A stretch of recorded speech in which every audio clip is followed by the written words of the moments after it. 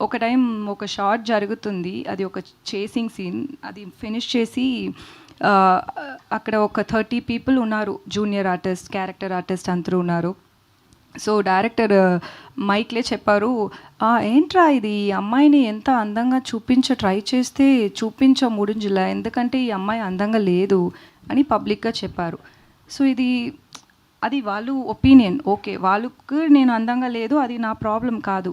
But అది ఒక పబ్లిక్గా చెప్పినప్పుడు నాకు ఎలా కాన్ఫిడెన్స్ వస్తుంది?